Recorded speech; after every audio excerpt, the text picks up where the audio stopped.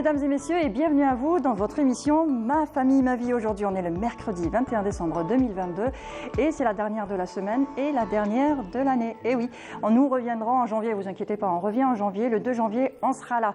Mais nous partons en congé, donc à partir de la semaine prochaine, il y aura un best-of de toutes les émissions du début de l'année, du début de la saison. Et aujourd'hui, justement, comme c'est la fin de l'année, on va parler de résolution. On va prendre de bonnes résolutions et le thème du jour est le suivant. Nouvelle année, nouvelle résolution. Alors si vous avez de bonnes résolutions, si vous avez des questions à nous poser, comment s'y tenir justement, vous vous posez cette question, appelez-nous un seul numéro, le suivant, le 021 23 98 91, le 021 23 98 91. Alors comme chaque année, en cette période, c'est l'heure du bilan, que ce soit dans la vie privée, familiale ou dans la vie professionnelle. Il y a forcément des choses qu'on aimerait changer, améliorer ou faire évoluer.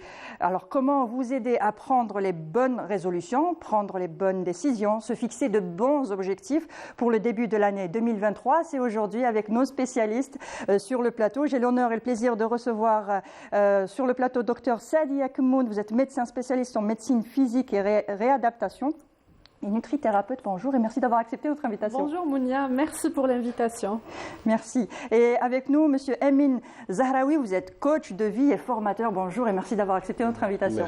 Merci de me recevoir. Merci de me recevoir chez vous dans ce solstice d'hiver, premier jour d'hiver. Exactement, c'est aujourd'hui.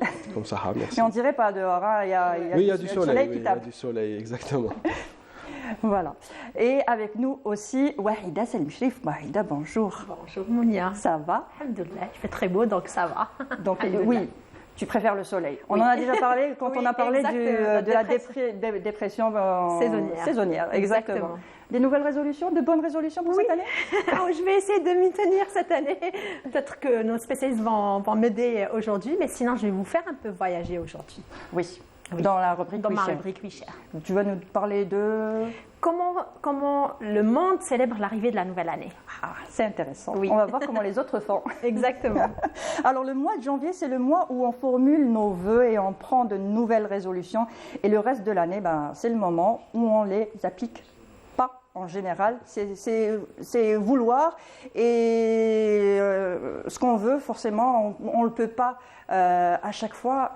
Pourquoi justement ? Pourquoi on n'arrive pas, on prend ces résolutions et on n'arrive pas à s'y tenir? Je pense que c'est la première question parce qu'on le fait tous. Oui. On se dit, cette année, je vais faire un régime, faire du sport, arrêter les sucreries. Une longue liste. Et après le mois de janvier, ça arrive. On se lâche. Oui, on se lâche, exactement. On se lâche parfaitement parce que déjà, au début, il faut faire un bilan. D'abord, avant de prendre des résolutions. Justement, ce bilan, à quel moment le faire et comment le faire? En fait, il n'y a pas un moment particulier où il faut le faire. Moi, d'un avis de spécialiste, je dirais qu'il ne faut pas le faire en fin d'année. Oui. Parce qu'en fin d'année, il y a cet effet de groupe où tout le monde essaie de tirer tout le monde et c'est ce biais de confirmation. Il y a beaucoup d'émotions derrière. Ça veut dire qu'il y a cette euphorie, il y a cette joie d'être ensemble et de se motiver. Mais la motivation, c'est une pile. C'est une pile et ça se vide. Oui. Une pile, il va falloir la recharger. Le mieux, c'est de faire un rendez-vous avec soi-même. Et de s'engager, de faire une promesse à soi-même. Le pire, pourquoi on n'y arrive pas, déjà, il y a ce premier problème, c'est que ça se fait en groupe. Ça ne devrait pas se faire en groupe. Parce qu'au final, on est seul face à nos résolutions. Mais exact. Si moi j'ai envie d'arrêter de fumer, l'autre il veut maigrir. C'est pas les mêmes objectifs. Exactement. Oui. Donc ça c'est le premier problème. Le deuxième, c'est qu'on se fait des promesses à nous-mêmes. Et c'est des engagements. Et les engagements, c'est quelque chose qui est lourd de responsabilité. Mmh. Le souci qui se pose, c'est que nous évitons d'être avec nous-mêmes. Mmh. Nous évitons beaucoup d'être avec nous-mêmes parce que si on fait ce bilan justement, vu notre culture sociale qui est vraiment contre l'échec, les gens ont beaucoup peur de l'échec. C'est une culture assez francophone. Chez les anglo-saxons, on ne trouve pas ça. Les gens qui tombent, ils se relèvent. Oui. Ici ou dans la francophonie. Il faut accepter l'échec. Ici, il faut accepter le fait qu'on ne réussisse pas finalement. Oui, parce que si un bébé, s'il tombait, en apprenant à marcher. Oui. Imaginons un bébé qui marche pour la première fois, on le tape. Pourquoi tu es tombé? Oui. Ben, il ne marchera jamais. Voilà. C'est avec l'erreur, c'est l'erreur qui est levier de l'apprentissage. Donc, éviter de se retrouver avec nous-mêmes, déjà pour deux raisons. Premièrement, pour ne pas dire que j'ai échoué, parce que c'est assez grisant, ça va nous faire démonter le moral. Et deuxièmement aussi parce que y a un souci d'engagement après. Il y a une peur, on le cache, on fait un pansement bancal sur nos blessures qui dit non, non, ça va très bien, on est très fort. De toute façon, les Algériens, ils sont toujours très forts. On est invincible. On est invincible, et on se retrouve dans des situations où fatalement, ça va arriver, mais on n'est jamais prêt. Après, le changement, c'est ça. Hein. Le changement, en fait, il y a quatre leviers majeurs pour le changement. Et essayez d'écouter les verbes. D'accord. Le premier, c'est que le changement arrive quand tu es inspiré parce que tu en as vu assez. Tu es inspiré parce que tu en as vu assez. Ça veut dire, ça, c'est les voyageurs. C'est les gens qui partent dans le monde. Ils sont inspirés par les autres. Ils déclenchent du changement. Le deuxième, c'est quand on le veut, parce qu'on en a appris assez. C'est des gens qui accumulent de la connaissance, mais qui on sont le peut pas mentorés. forcément. On le veut. Mais Attendez, doucement. Vous voyez, déjà, il y a des excuses. Déjà, il y a des... je me justifie avant de... Déjà, il y a des excuses. Donc, déjà, quand on le veut, parce qu'on en a appris assez. La troisième, c'est quand on le peut, parce qu'on en a reçu assez. D'accord. Ça, c'est l'estime de soi. Et regardez la quatrième, parce qu'on le doit, parce que de la douleur, on en a assez. Ouais. Les trois premiers, c'est des élans de changement. Ça vient de l'intérieur et on part. La troisième, c'est une obligation. On le doit. Parce que de la douleur, on n'en peut plus. Le problème, c'est quand il y a une douleur, au lieu de l'affronter, on va peut-être, je vais laisser la parole aux autres, mais je vais revenir sur ça. De la douleur, qu'est-ce qu'on fait? On fait du déni. On fait carrément du déni, on relativise. Alors, pour chercher, on va dire, chercher la petite bête aux autres, être envieux des autres, on regarde toujours ceux qui sont plus forts que nous, ceux qui sont plus riches que nous, ceux qui sont plus aisés, qui sont dans la réussite que nous, mais on ne voit pas ceux qui sont dans le besoin ou ils sont moins que nous. Oui. Par contre, quand il s'agit de trouver des excuses, on est champion du monde. On est champion du monde et on voit, ah non, moi je suis très bien, les autres de toute façon, il y a pire que moi. Oui. Bah, dis-le dans tous les cas, alors ne sois pas contradictoire dans ton approche. Voilà déjà le bilan. Faire un bilan, c'est très important. Accepter l'erreur, ça fait partie de notre... C'est ce qui va nous aider à nous reconstruire. Exact, c'est l'acceptation de l'erreur. Déjà, s'il n'y a rien que ça, accepter l'erreur, s'excuser, se pardonner, s'autoriser de faire d'autres erreurs parce que ça va inexorablement venir encore plusieurs fois. C'est avec les erreurs qu'on apprend, c'est une école. Ben, c'est ça. L'école des erreurs, c'est l'école où on apprend le plus. C'est l'école de la vie. C'est l'école de la vie. Exactement. Très bien. Déjà, ça faut commencer.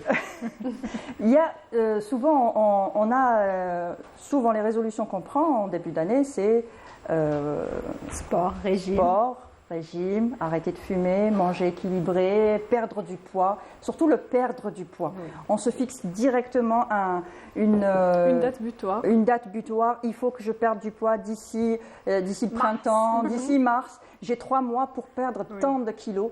Et je vais m'efforcer à m'y tenir et tout ça. Et souvent, au milieu du chemin, on s'épuise. On s'épuise, on arrête parce qu'on a mal commencé ce projet. C'est un projet. Effectivement, Mounia. Donc, perdre du poids, je me mets au régime, je me mets au sport, sont les résolutions les plus prononcées en chaque début d'année pratiquement.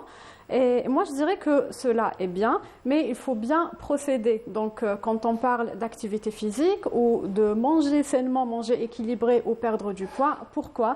C'est pour être en plein potentiel, c'est pour augmenter son capital santé, justement pour être en forme et travailler sur les autres résolutions, parce que ça ne représente qu'une partie de nos résolutions, mais qui vont nous permettre justement de travailler sur le reste, comme avait dit le coach Amine.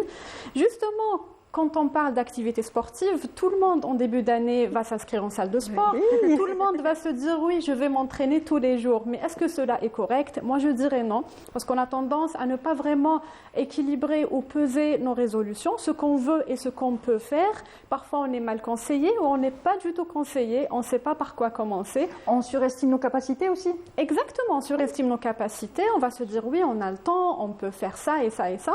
Moi, je dirais, commençons par le sport. Je dirais qu'il faut commencer déjà par ce qu'on aime, par l'activité qu'on aime. On aura beaucoup plus de facilité à aller faire une activité sportive qu'on aime qu'une autre qu'on n'aime pas. Il faut commencer par faire du sport soit à côté du travail ou à côté de la maison, comme ça pour ne pas perdre Pas beaucoup trouver de temps. d'excuses non plus. Exactement, pour ne pas dire oui, il y a des embouteillages. On peut marcher tout simplement. D'ailleurs, si on voit les recommandations de l'OMS, on recommande de faire 30 minutes de marche journalier. Sinon, même courir, faire quelques pas. D'ailleurs, les études disent que même courir quelques kilomètres ou quelques minutes reste beaucoup mieux et on est mieux protégé que des personnes qui sont inactives. Bien sûr, si on n'est pas motivé, on peut toujours faire du sport en groupe, entre amis. C'est ce que j'allais vous demander. Exactement. Parce que ça aide le fait de savoir qu'on y va entre copines ou avec des amis ou avec le mari ou avec la sœur et tout ça. On se dit, on s'encourage mutuellement. Donc on va y aller ensemble et j'ai donné rendez-vous à ma sœur ou j'ai donné rendez-vous à ma copine. Je me dois d'y assister, donc ça aide. Exactement, Oui. donc ça nous permet exactement d'y aller, de faire la séance, d'être plus motivé et d'adhérer à ce programme d'entraînement. À condition que l'autre personne soit motivée aussi. Exactement, mais justement on se motive mutuellement. Oui, c'est pas toujours évident, c'est clair. Voilà. Oui, allez-y, Oui, allez-y, donc, je vous écoute. Parlons d'activité physique, on ne peut pas la dissocier de l'alimentation. Tout le monde qui se dit, voilà, je me mets au régime. Et la question qui revient à chaque fois, est-ce que je me fais plaisir le jour J, le jour du réveillon? Voilà. Voilà. Est-ce que le dernier jour, je vais faire une fiesta où je vais manger de tout et je vais pas me priver. Et puis le 1er janvier, je commencerai les salades. Mais quel 1er janvier, vous dites? Parce que nous, après, ça Après, on a d'autres fêtes, nous aussi, chez nous. Et puis, c'est pas toujours évident. Et on se rend compte que finalement, c'est pas si simple que ça. Exactement, c'est pas vraiment la bonne conduite. Moi, je dirais, il faut se faire plaisir. C'est bon, même pour notre santé mentale. Il ne faut pas se priver, mais il ne faut pas couper complètement ou changer radicalement nos habitudes. Il ne faut pas faire un virage à alimentaires. 180 degrés. Exactement. Voilà. Je dirais qu'il faudra changer progressivement nos habitudes alimentaires, réduire ce qui est déjà alimentation industrielle, raffinée, introduire plus de légumes frais, de saison, introduire des fibres, quelques aliments oubliés comme les légumineuses. Donc allez-y, il faut y aller progressivement sur nos habitudes alimentaires. Très bien. Voilà. Pas à pas, tout doucement. Exactement. Darja. Exactement. Très bien. Alors, ce que je vous propose, c'est de suivre un micro-trottoir. Alors, notre journaliste Yasmine Belhidja est allée prendre les résolutions des passants et leur demander leur avis et comment ils allaient faire leur bilan de justement 2023. On regarde ça tous ensemble et on revient tout de suite après. Qui d'entre nous n'a pas un jour planifié pour aboutir à un but, réaliser un rêve ou consacrer du temps pour améliorer son soi-même? Bref, qui n'a pas un moment de réflexion concernant ses exécutions, son bilan de l'année qui s'achève? Tout d'abord, l'année 2022, elle a été très très riche, point de vue politique, économique, etc. Je pense que l'Algérien a fait 2022 parce qu'il a bénéficié beaucoup d'avantages. Il y a eu beaucoup de problèmes qui ont été réglés. Personnel, c'est d'être en bonne santé et d'être heureux et de bien profiter de ma retraite. Bon, mon bilan 2022 était très positif, plus que j'ai imaginé déjà. J'ai réalisé beaucoup de rêves d'enfance, de l'université, beaucoup de choses. Alhamdoulilah, c'est grâce à Dieu. Et avec l'arrivée de 2023, on espère, Inch'Allah, ça va être beaucoup mieux. Et ça s'annonce, Inch'Allah, très très bien, Inch'Allah. J'espère que 2023 sera sportif à 100% et un bon sommeil. 2022, je suis sacrifiée pour mon fils parce que c'est le seul. Une femme divorcée, il joue deux rôles parce qu'on doit faire ça pour la société. Chaque membre, après, on devenait, c'est une société. Inch'Allah, 2023, j'ai la santé, beaucoup de santé et la paix pour le pays. Alors, mon bilan pour 2022, c'était faire du sport. Parce que j'avais arrêté de faire du sport à un moment, du coup je voulais reprendre le sport. Sauf que je ne l'ai pas réalisé parce que j'avais un peu des problèmes en 2022. problème d'études et tout ça, vu que je suis dans une école supérieure, donc c'est un peu compliqué. Du coup, je compte les laisser en 2023. J'espère que ça sera réalisable. Alors, les résolutions pour 2023, ça sera faire du sport, au maximum du sport, genre faire du sport, vraiment faire du sport. Donc voilà. Et bon, je lisais des livres avant, j'ai arrêté, du coup je comptais reprendre des livres, voilà, pour améliorer ma langue, surtout en anglais, parce que l'anglais c'est vraiment important. Donc voilà, autre langue aussi, espagnol et tout ça. D'ailleurs, je vous conseille de lire des livres et tout ça. Ouais, c'est important, c'est vraiment important. Et voilà, c'est ça. Et bien sûr, avoir mon année, la fac, ça c'est important. Des études, et voilà, c'est tout. Donc, voilà. 2023 ان شاء الله ربي يقدرني كما يقولوا ندير لي كور نقرا اونغلي كدا نتعلم لغه باش الى وليت كوميرس ان شاء الله نقدر نكومونيكي مع الناس وكما يقولوا الانسان يتزوج يسقر في حياته والحاجه الثالثه كما يقولوا الانسان في الدنيا هذيك شغل كما يقولوا تكون تمشي برا كذا باش الا شغل شاف المصروف ما يكفيش ما يوليش ياكل برا بزاف ياكل في الدار. 2022 c'est l'année où شفنا beaucoup de recul par rapport à l'activité, par rapport à la profession. Les projets اللي كنا درناهم راهم vraiment en stand-by, c'est-à-dire راهم حابسين. Inch'Allah pour 2023 ça va être mieux par rapport à l'année 2022. On envisage de pratiquer كما نقولوا revenant aux salles de sport parce qu'à un moment donné les salles de sport كانوا مغلوقين. Inch'Allah avec notre coach on va reprendre les activités et nos forces et notre santé. Enfin, qui n'a pas encore préparé sa liste de résolutions pour l'année prochaine? Eh ben voilà, le sport, ça revient un peu tout le monde, faire du sport au maximum. Déjà, c'est bien formulé, coach? C'est bien formulé, pas du tout, pas du tout. Faire un maximum de sport, quand, comment, pourquoi, quelle est la première étape? Il faut savoir formuler ses résolutions. Exact, c'est très connu maintenant avec ce qu'on entend comme, ce qu'on écoute, ce qu'on voit comme vidéo sur Internet. On parle d'objectifs SMART, de SMART, oui, c'est vrai. Mais comment le faire? Tout le monde connaît l'objectif SMART, mais comment le décliner, ça c'est autre chose. L'angle d'attaque. L'angle d'attaque. Ouais. Quand on fait un objectif SMART, d'abord on l'écrit déjà, on le matérialise sur une feuille et on commence toujours notre phrase par « je veux ». Machi kishrol. Oui, sur les phrases, on entend kishrol 10 000 fois dans la phrase. Et Inch'Allah, c'est quelque chose qui relève de la réussite, qui est offerte par Dieu. Mais c'est à toi de travailler, c'est à toi de faire l'effort. Donc, qu'est-ce qu'on a? On a, premièrement, il faut que ça commence toujours par « je veux ». Et puis décliner… J'aimerais, non. Non, j'aimerais parce que ça relève… En fait, l'amour n'est pas mesurable. D'accord. Par contre, on va donner de la mesurabilité dans le je veux. Le je veux, c'est un élan beaucoup plus puissant que j'aimerais. J'aimerais, ça ressemble beaucoup plus à je souhaiterais. Voilà. Je souhaiterais. C'est plus dans le souhait, dans quelque chose. Si ça n'arrive pas, c'est pas grave, c'était juste un souhait. Voilà. Si l'amour vient pas, il vient pas. Oui. Ça peut arriver. L'amour, c'est quelque chose qui est un peu subjectif pour nous. Donc, je veux. Et puis après, on commence à décliner. Je veux avoir tel poids, pas arrêter de fumer. Par exemple, si je dis je veux arrêter de fumer, regardez qu'est-ce que ça… Arrêter de fumer, ok, on arrête. Et alors?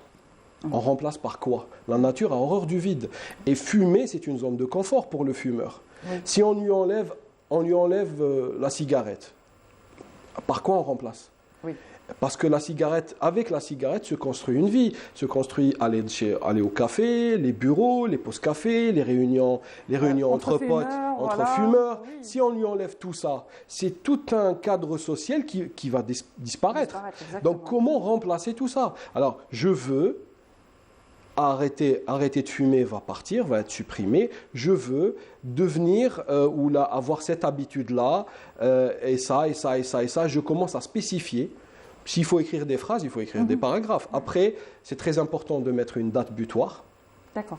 Se fixer toujours une date? Ah oui, le SMART, c'est le T, c'est la partie temporelle. Ouais.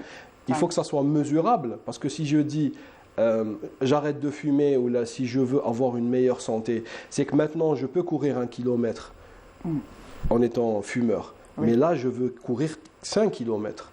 Je commence à donner de la mesurabilité. Comme ça, je saurai que j'ai atteint mon objectif. Je saurai que je l'ai atteint.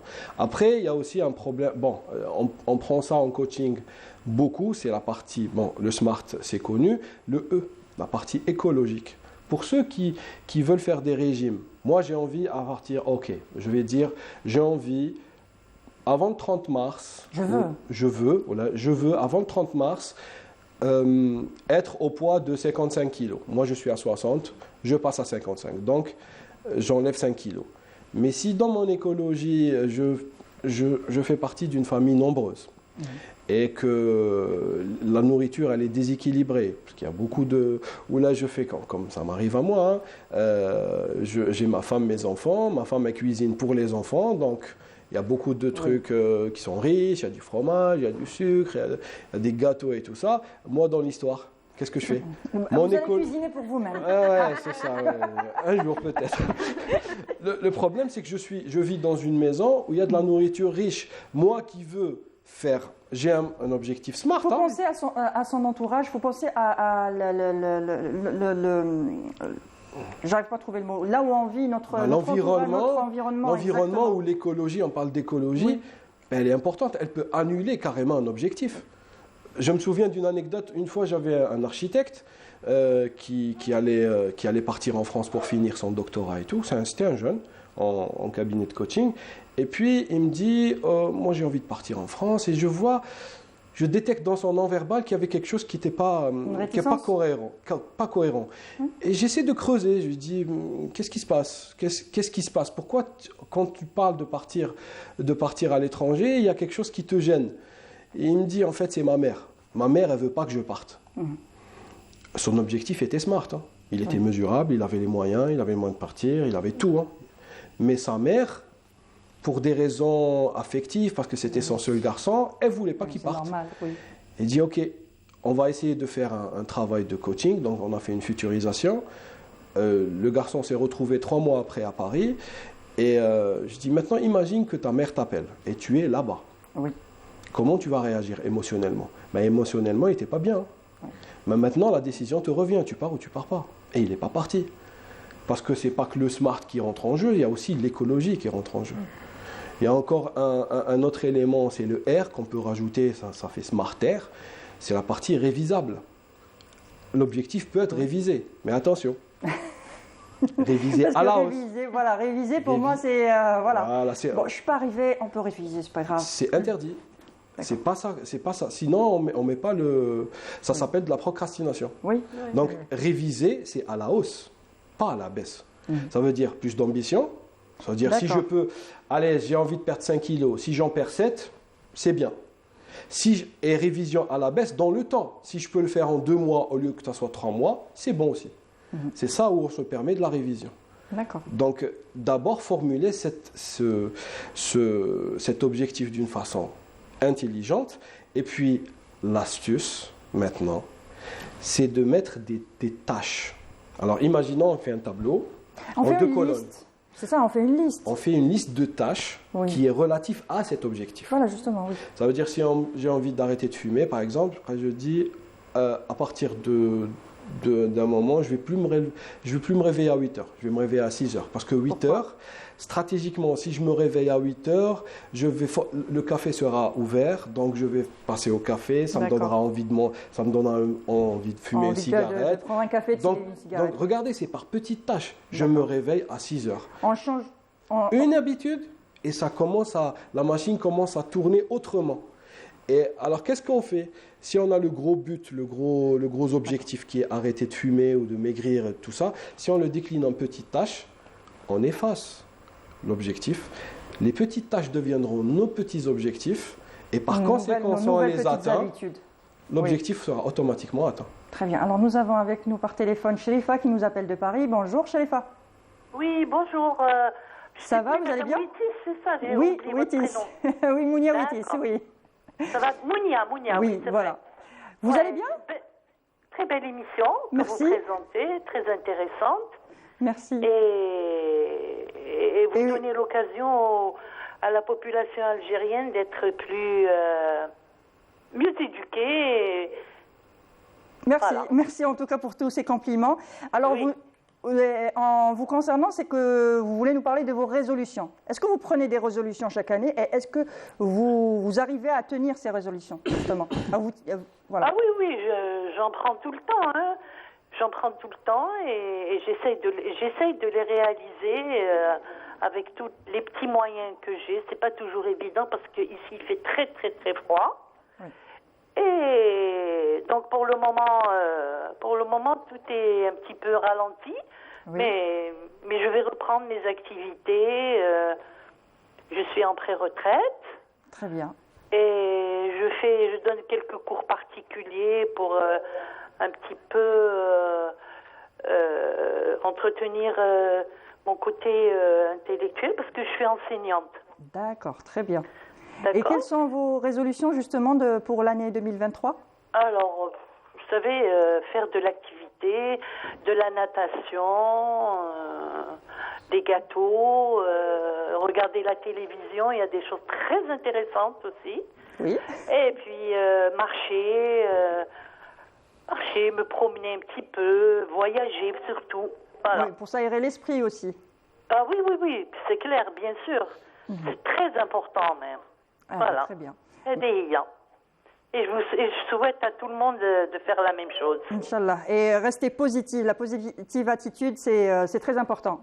Ah oui, c'est bien sûr. Il faut essayer de rester positif. Bien sûr, oui. Très bien. Merci beaucoup, Chérifa. On vous souhaite bonne et heureuse année, santé. Merci. Beaucoup de santé. Surtout, la santé, c'est très important. Oui, et bonne année à tout le monde, à toutes les personnes qui sont autour de vous. Merci. Et qui interviennent positivement aussi. Merci. Et à très bientôt. À bientôt, Chérifa. Merci encore pour votre témoignage. Merci beaucoup. La positive attitude, c'est bien. Oui, c'est bien.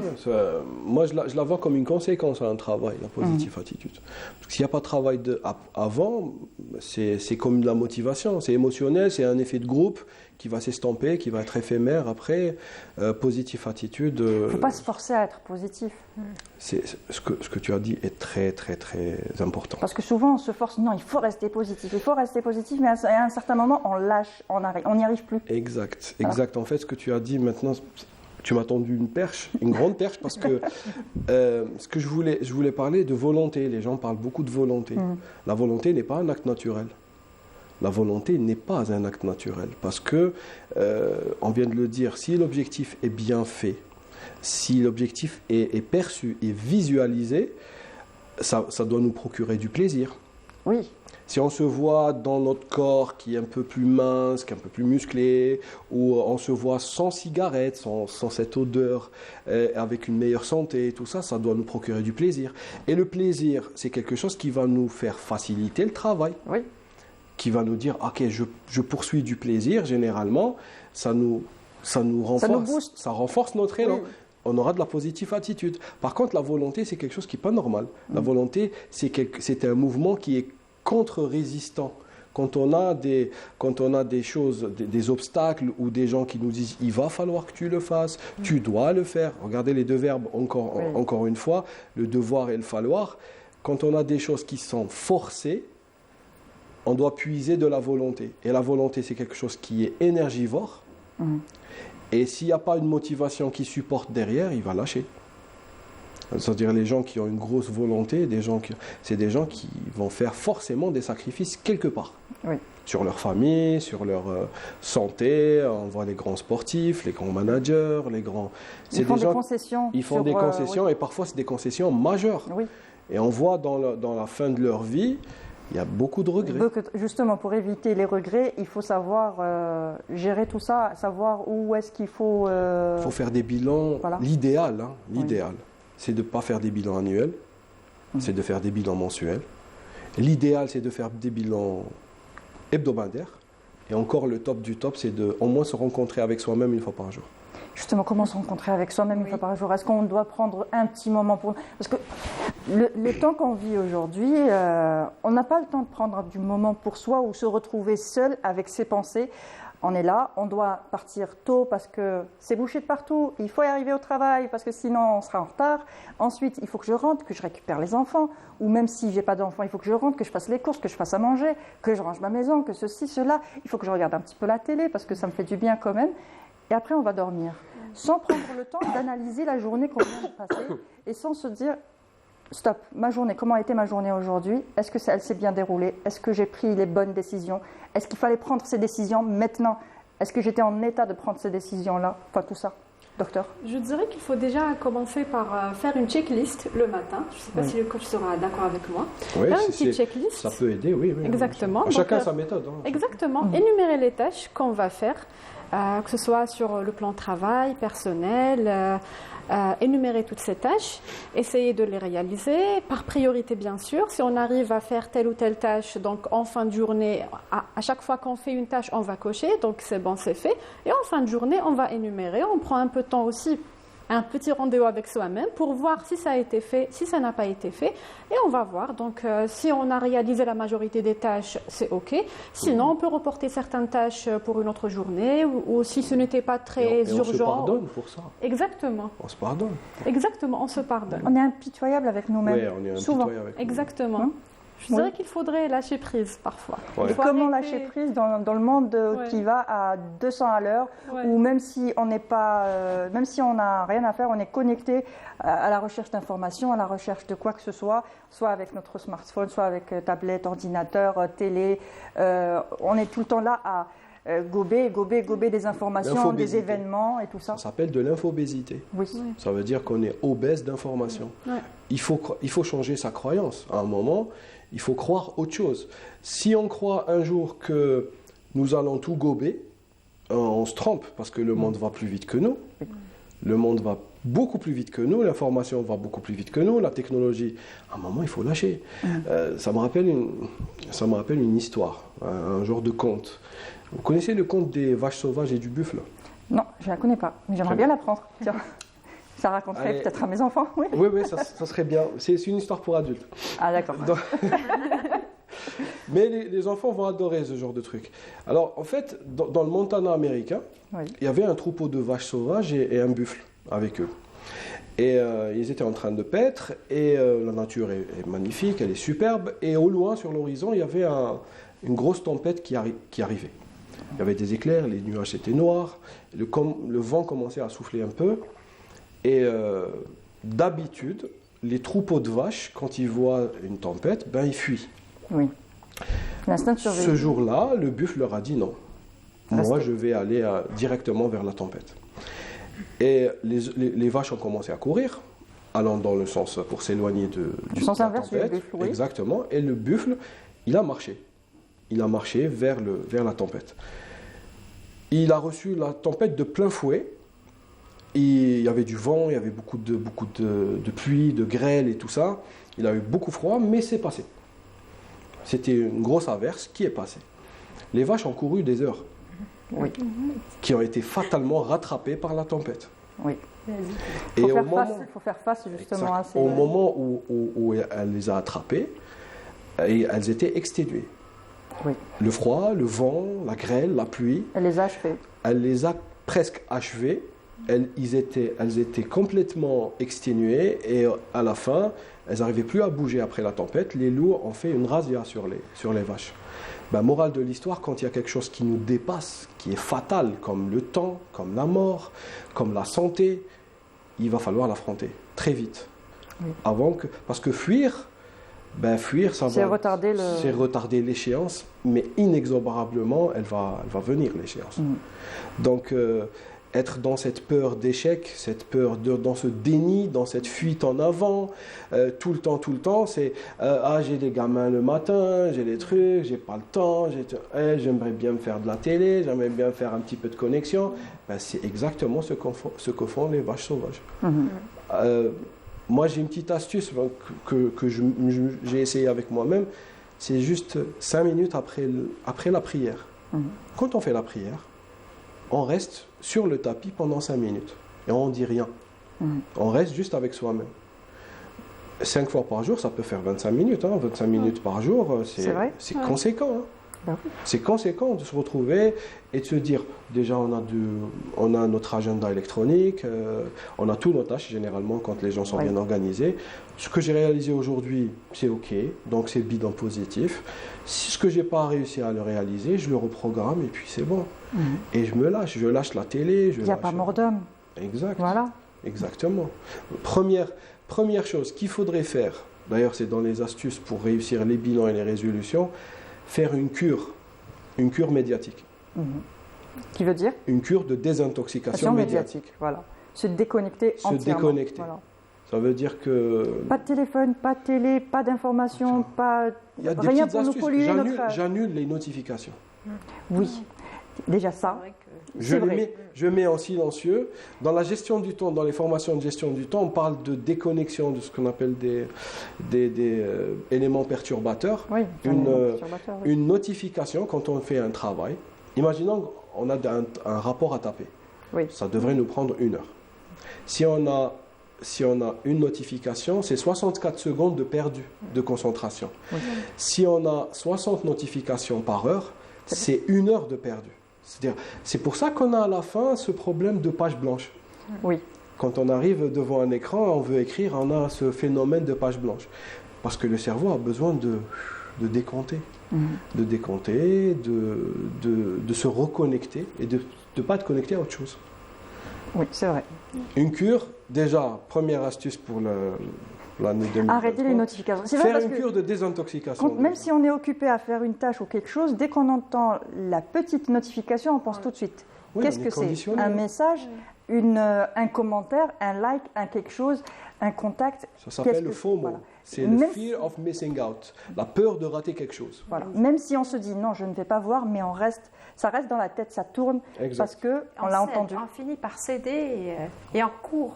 Oui. On court sans réfléchir. Les smartphones, ils ont combien d'âge chez nous? Ils ont 10 ans, une dizaine d'années. Un peu plus. Un peu plus. Tellement on est conditionné. On est conditionné à partir au quart de tour s'il y a une moins de notifications. De toute manière, on les pose devant nous. On dort avec le téléphone sur la table de chevet aussi. Même quand on range, par exemple, si on est dans la cuisine moi personnellement, je le mets juste en face de moi et je mets soit l'actualité, soit je mets des vidéos YouTube où je regarde l'actualité aussi. C'est vrai. Mais c'est impressionnant. Mais dès qu'on a un bip, j'arrête tout et je regarde. Voilà, exactement. Oui. Docteur. Oui, donc effectivement, je dirais que ça crée de l'addiction. Et les addictions n'est pas seulement au smartphone ou aux écrans, mais je dirais que comme une bonne résolution, se débarrasser des addictions, se poser déjà la question, pourquoi on ne se sent pas bien? Parfois, il y a telle ou telle chose, quand elle nous manque, on ne se sent pas bien. Ça peut être un smartphone, ça peut être les sucreries, ça peut être tout et n'importe quoi. Parce que ça nous fait du bien et puis ça nous remonte le moral en quelque sorte. Exactement, ça nous procure une certaine sensation de bien-être, mais ce n'est pas forcément ce qu'il nous faut ou ce qui est bien pour nous. Parlons des smartphones d'ailleurs. Donc, il y a l'exposition à la lumière bleue qui donne des troubles du sommeil. On sait qu'on ne peut pas parler d'une bonne hygiène de vie sans qu'il y ait un sommeil profond et réparateur. Exactement, c'est l'un des problèmes dont souffre la majorité aujourd'hui. Et comme le coach avait parlé tout à l'heure de confronter ses peurs, donc surtout les peurs qui concernent la santé, qui d'entre nous n'a pas repoussé un rendez-vous médical, qui n'a pas repoussé un rendez-vous chez le dentiste, chez le cardio, un bilan. Voilà. On se dit, la semaine prochaine, je suis pas malade, ça va, je suis encore sur mes deux pieds. Exactement. Mais le coiffeur, on le rate pas. On le rate pas. Mais il faut bien aussi se coiffer parce que ça fait du bien aussi. Oui. Parce que il y a quelque chose qui là, c'est vraiment indicatif. Hein. Oui. Quand il s'agit de coiffeur, il s'agit de notre image, c'est le paraître, c'est aux autres. Exactement. Mais quand il s'agit de... Mais pas toujours, hein. Ça fait du bien aussi de se sentir... pour les femmes, je dis que les femmes ne se maquillent pas forcément pour les autres, se maquillent pour elles-mêmes, pour être de bonne humeur. Personnellement, quand je me vois maquillée et bien coiffée, j'ai tout de suite la pêche. Parce que ça remonte le moral. En fait, ça peut s'expliquer parce que quand le corps va bien, l'esprit va bien et vice-versa. Hein. C'est-à-dire, mais là, c'est vraiment une couverture de quelque chose qui va pas bien. Qui va pas bien. Qui va pas bien. Quand j'ai pas le moral, je me maquille, je me sens bien. Mais ça couvre de l'extérieur. Surtout le matin après une course nuit. Ça couvre de l'extérieur, mais le mal il est intérieur. Et quand on a comme a dit Wahida, elle a dit qu'elle était, même quand elle faisait quand je suis dans la cuisine, ou quoi que ce soit, c'est aussi, moi je le fais, c'est-à-dire je suis pas le mec qui va dire je suis comme vous, je pense que je suis comme vous. Moi aussi j'ai des mauvaises habitudes et tout ça. Par contre, il faut juste être analytique. Quand tu mets ça, le téléphone devant toi, imaginons que la batterie tombe en rade et que tu n'as pas de chargeur. Tu vas te retrouver seul. Vous voulez que je vous dise comment je fais? Avec tes pensées. Vous voulez que je vous dise comment je fais? Je garde tout le temps mon chargeur à côté de moi, je vous jure. Bah, s'il tombe en rade un jour, tu vas te retrouver avec tes pensées. Alors, si tu l'oublies au travail, comme moi la dernière fois, je l'ai oublié au travail. Je me suis retrouvée sans batterie. Mais d'un côté, personnellement, je mets mon téléphone en silencieux dès que j'arrive à la maison. Quand je l'ai à côté de moi, je vérifie et tout ça. Mais après, je l'ai en silencieux et j'essaie de l'oublier. C'est des bonnes habitudes. Pas toujours évident. Hein.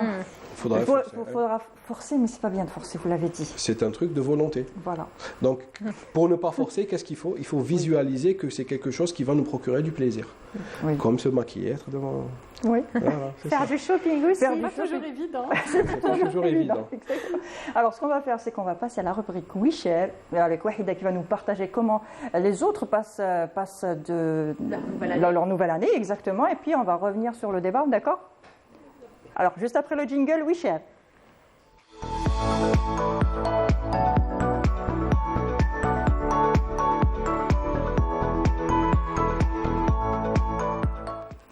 Alors, est-ce que vous avez une idée sur comment les autres pays célèbrent l'arrivée de la nouvelle année? Petite idée. Feu d'artifice, ça, oui. Je sais. Mais autre chose, aucune idée. Sucreries, gâteaux, ce genre de choses. Repas et tout. Repas. Sacrifice humain, c'est fini, c'est bon. Voilà, et on en parle de nos bilans et nos résolutions en famille ou entre amis. Voilà. En fait, dans chaque pays, il y a des petits rituels pour accueillir la nouvelle année. Je vais vous parler de certains pays qui m'ont un peu capté. Commençons par le Chili. Pour garantir une réussite professionnelle et argent, écoutez bien ce que les Chiliens font. Ils mangent une cuillère de lentilles à minuit. Donc à minuit cru ou shorba? Cru. Shorba. Oui. Ah oui, shorba. Mais ils prennent une cuillère de lentilles crues et ils avalent ça. C'est pour leur apporter l'argent. Ça, c'est les Chiliens qui le font. C'est symbolique de petites pièces. Pour l'abondance, oui. Voilà. Parce que ça représente les petites pièces, exactement. Et retenez bien l'histoire des lentilles, hein, parce qu'on va en parler souvent. En Chine, on va partir maintenant en Chine. À votre avis, qu'est-ce qu'ils peuvent bien faire, les Chinois? En plus, le nouvel an chinois ne correspond pas au nouvel an... c'est en février. Voilà, oui, exactement, c'est en février. Mais justement, en février, ils ont d'autres rituels, on va en parler peut-être plus tard. Je vous parle toujours du 31 décembre à minuit, qu'est-ce qu'ils font? Et ils écrivent, ils prennent des bouts de papier, ils mettent des vœux et ils les jettent dans un arbre de vœux. Si le vœu il tombe par terre, c'est raté pour eux l'année, mais s'ils restent tout au long de la soirée, c'est que leurs vœux vont se réaliser. C'est super. Un dominé, hein? Oui. S'il y a un coup de vent. Il ne faut pas le faire si c'est une soirée de tempête ou là il y a du vent. Mais ils le font même s'il y a une tempête, même s'il y a le vent. Donc s'il y a le vent et ça s'accroche vraiment, c'est qu'il va se réaliser. Exactement. Mais ils travaillent dur pour ça. Oui. Alors en Colombie, juste après avoir célébré la nouvelle année, il est d'usage de faire le tour de son village avec une valise vide à la main, présage de voyage, de beaucoup de voyages. Donc, je vais le faire. Je lance une valise. valise Donc, je lance un appel à mes voisins. Si vous allez me voir à minuit, traînant une valise. Ne vous inquiétez pas, c'est normal. Je vais tester ce que les Colombiens font. Peut-être que ça va marcher sur moi. Ils croiront que tu reviens du hammam. À minuit, mon Dieu. Et on va reparler l'année prochaine. On va dire si ça a marché ou pas. Je vais vraiment l'essayer. Au Danemark, donc avant minuit, les Danois enlèvent leurs chaussures et montent sur les chaises et ils commencent par sauter, oui, en chantant leur hymne national. C'est bizarre, mais ça le fait. Donc pour but de chasser les mauvais esprits. Et sauter à pieds joints dans la nouvelle année qui arrive et commencer bien l'année. Non? Ça, c'est un autre pays, tu vas voir, Monia. Donc, en Équateur et au Pérou, ils sont un peu dans leur petit monde. Ils créent des figurines, des poupées chiffons qu'ils mettent comme objet de décoration durant la semaine de la fête d'année. Et une fois le 31 décembre à minuit, qu'est-ce qu'ils font? Ils les brûlent. Ils les brûlent, c'est pour brûler toutes les mauvaises expériences, les mauvais souvenirs qu'ils ont vécus l'année précédente. Donc on les installe pour qu'elles captent, on va dire, tout ce qui était mauvais dans l'année précédente. Ils essaient en fait de reproduire leur année, comment elle est passée. À travers les poupées? Oui, à travers des poupées chiffons. J'imagine comment elles doivent faire peur. J'imagine, j'ai essayé un peu de chercher sur Internet, mais je ne voulais pas faire peur aux téléspectateurs qu'elles devaient faire peur. Oui. Surtout quand ils font de la récupération, des tissus un peu à droite et à gauche, plein de couleurs, mon Dieu. Alors, en En Irlande, il est coutume de franchir le seuil de leur porte, écoutez bien, en avant et d'en sortir en arrière avant minuit. Enfin, à minuit. Est-ce que vous avez compris? Attends, non, j'ai pas compris. D'accord. Dès que minuit tape, en Irlande, qu'est-ce qu'ils font? Ils ouvrent la porte, ils sortent, normalement, ils reviennent, ils ressortent dos en arrière par rapport à leur porte. La porte d'entrée, on est à l'intérieur de la maison, on sort. Et on rentre à la maison. On sort en marche avant. Et ensuite, on revient et on sort en marche arrière. On sort une deuxième fois en marche arrière. D'accord. Pourquoi? C'est pour accueillir la nouvelle année, c'est pour oublier ce qu'ils ont vécu l'année de mal, ce qu'ils ont vécu l'année précédente. Alors, en Italie, j'aime beaucoup, à Rome et à Naples, attention les Algériens qui habitent au 5e et 6e étage, vous allez comprendre pourquoi, la coutume veut qu'on l'on jette les vieux objets par la fenêtre. Pourquoi? C'est tout simplement pour se débarrasser des négativités que nous avons eues. Mais attention, n'essayez pas. Non, ne pas jeter par la... Oui. Voilà. Mais eux, c'est des petits, peut-être ça doit être des vêtements. J'ai vu, c'est des petits vêtements, peut-être qu'ils leur rappellent de mauvais souvenirs. Peut-être que, voilà, je portais ça et j'ai eu un accident, je jette ça et tout. C'est juste pour la tradition, comme Mamie l'a dit. Alors, en Nouvelle-Zélande, ils font pas la haka, non. Pas à minuit, ils vont haka waka, non. Non. Donc, ils célèbrent en frappant des casseroles. C'est presque la même chose. Ils adorent le bruit, il y a beaucoup de bruit. Avec des casseroles, vous imaginez, ils tapent très fort dans la rue. Vous imaginez prendre deux casseroles, oh mon Dieu, je ne veux pas être leur voisine. Alors, en Russie, après le 12e coup de minuit, donc on ouvre la porte pour accueillir la nouvelle année, la porte et les fenêtres pour accueillir la nouvelle année. La nouvelle année, tu te Ce qu'il faut savoir, c'est que les Russes, ils accordent beaucoup d'importance à leur famille. Donc, ils préfèrent célébrer l'arrivée de la nouvelle année en famille, en préparant des repas traditionnels, en chantant des chants traditionnels, en portant des robes traditionnelles et des habits traditionnels russes. Oui. Voilà. En Angleterre, ça, je vais le faire aussi. Vous allez savoir pourquoi. Donc, ils mettent dans leur poche une pièce de monnaie, un peu de sel et un morceau de charbon. D'accord. Ça apporte, d'après leurs croyances, ces éléments symbolisent l'argent, la nourriture et la chaleur qui seront abondants pour la nouvelle année. D'ailleurs, je connais certains pays qui vont laisser on va prendre beaucoup de charbon dans la poche. Mais par contre, on va essayer le charbon, le sel, retenez bien, charbon, sel. Et qu'est-ce qu'on a dit aussi? Pour le charbon, je pense que c'est pas la peine parce qu'il fait déjà très beau. Chez nous, on n'a pas ce problème-là. Oui. Le sel, oui. On va déjà, le sel, en général, on dit le sel, et tout ça, on l'a chez nous déjà. Ça. C'est vrai, ça fait partie de notre culture. Oui. Et en Algérie, comment vous accueillez la nouvelle année? Chacun, c'est... je regarde Canal Algérie. C'est vrai. Elle va très bien. Oui. Et vous? Moi, c'est plus en famille. En famille. Voilà, il n'y a pas mieux que commencer l'année entouré de ses proches. C'est vrai, il n'y a pas mieux. Oui. Par contre, il y a des personnes qui préparent l'Adès, mais ça nous en Algérie. J'ai posté une petite story sur mes réseaux et j'ai eu des personnes qui me disent le 1er janvier, on prépare l'Adès parce que ça apporte beaucoup d'argent. Ce matin, en discutant avec notre journaliste Farida, que je salue d'ailleurs, on avait un rituel que nos grand-mères faisaient, je pense que vous aussi vous avez dû le vivre, c'est qu'elles ouvrent les fenêtres quand il y a des jours d'Awashat. Donc, ils ouvrent les fenêtres pour bénéficier de ces jours. Bénédiction, de la journée et tout. Et du coup, c'est des rituels qu'on retrouve même lors de la dernière journée de l'année pour accueillir une nouvelle année. Et on prépare des repas et des festins en famille. Voilà. Et justement, ces rituels dont Wahida nous a parlé, est-ce que ça nous aide avec soit les poupées qu'on brûle, soit les pièces de monnaie, ce genre de choses? Est-ce que ça nous aide? Ça nous aide à tenir les résolutions, justement, à s'y tenir à ces résolutions. C'est difficile de dire. Le seul truc que je peux dire, c'est que, en fait, ça matérialise des pensées. D'accord. Nos pensées c'est quelque chose de subjectif qui est dans notre cerveau, mais c'est exactement la même chose que d'écrire un objectif. C'est de l'encre sur du papier. Et ça laisse une trace. C'est matérialiser quelque chose. Bon, je peux comprendre un peu ce que font les Péruviens et les Boliviens avec les poupées. Il y a des protocoles en PNL qui peuvent ressembler à ça, de brûler des papiers, des trucs. Parce qu'on matérialiser ce qui est mauvais en nous. Ça veut dire faire sortir la pensée du cerveau, l'écrire. Et ensuite brûler le papier. Ça peut être brûlé, ça peut être gardé, ça peut être gardé près de soi, ça peut être... Mais ne pas laisser une pensée rester comme un esprit, comme un fantôme dans le cerveau, à errer. comme ça et ne pas trouver de solution. Quand on matérialise quelque chose, soit en écrivant ou en sculptant ou en faisant de l'art, en faisant ces choses-là, on arrive à exprimer quelque chose qui est vraiment...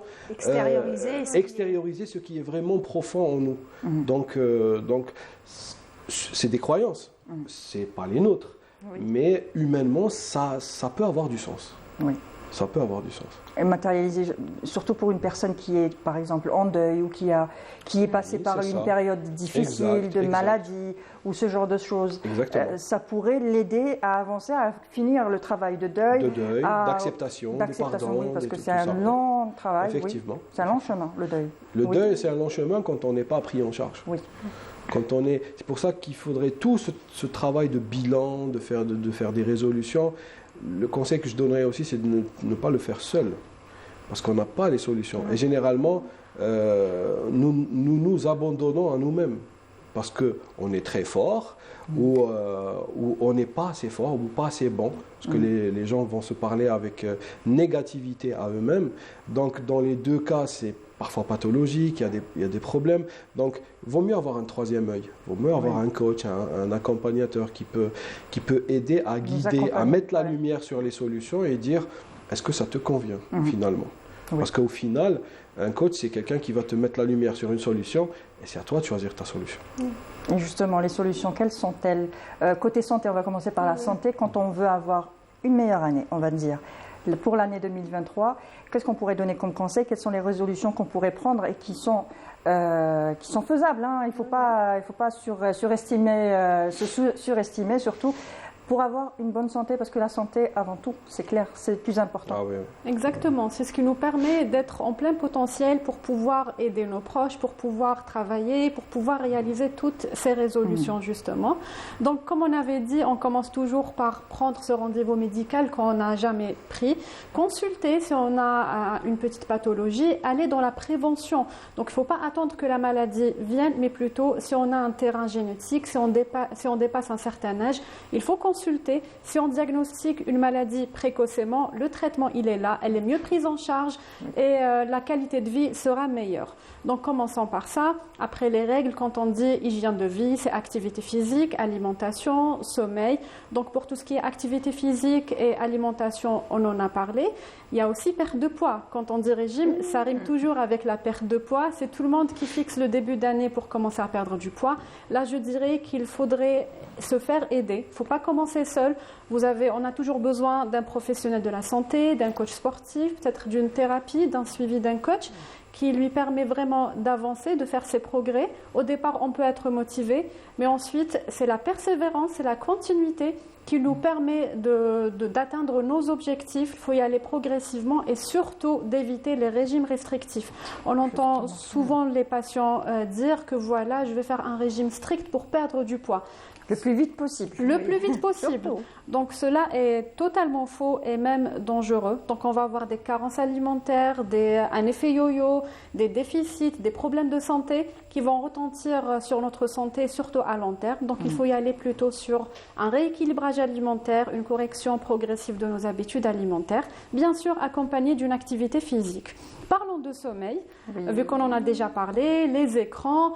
Donc, il faut instaurer des petits rituels pour avoir un bon sommeil profond et réparateur.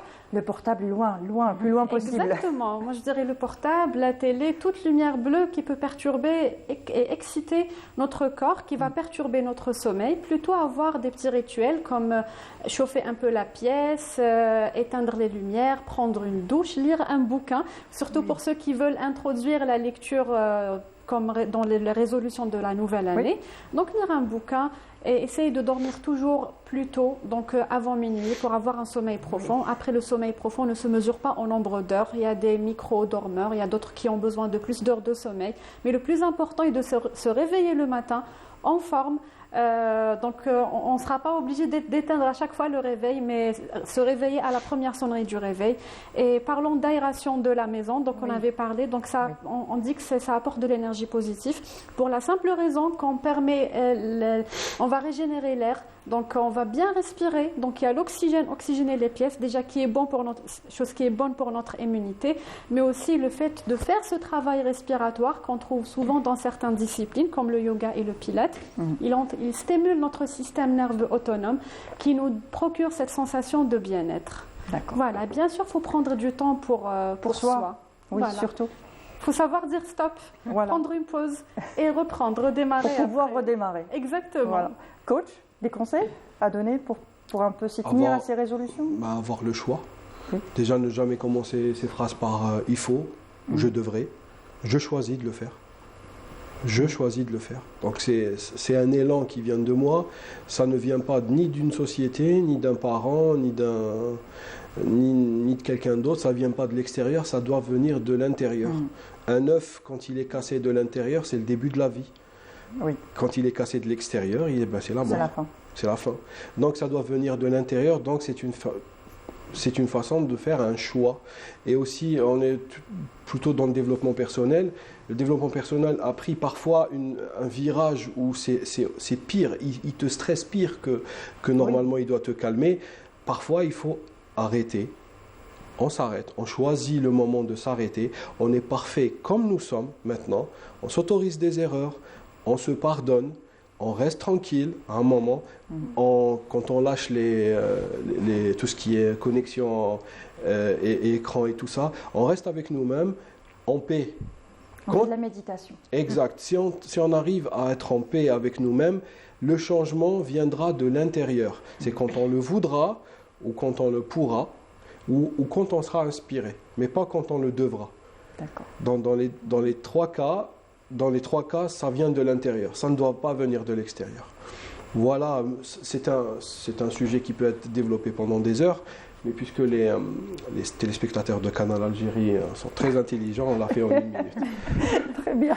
Merci en tout cas à vous, merci pour tout. Alors, je rappelle, docteur Saadi Ekmoun, vous êtes médecin spécialiste en médecine physique et réadaptation et nutrithérapeute. Merci d'avoir participé au débat. Merci à vous, Mouna. C'était toujours un plaisir d'être parmi vous à Canal Algérie. Le plaisir est partagé. Et monsieur Amin, coach Amin Zahraoui, vous êtes coach de vie. Merci pour tous ces conseils, pour tous ces éclaircissements. Je vous en prie. Merci de m'avoir reçu aujourd'hui. C'est un plaisir. Profiter de la prochaine. Voilà. Wahida, j'ai envie de dire bonne année, meilleurs vœux à tous ceux qui nous regardent, aux fidèles de notre émission. Et j'ai envie de leur dire, laissez tout derrière vous, profitez de cette nouvelle année, savourez votre nouvelle année. Vous avez des vœux?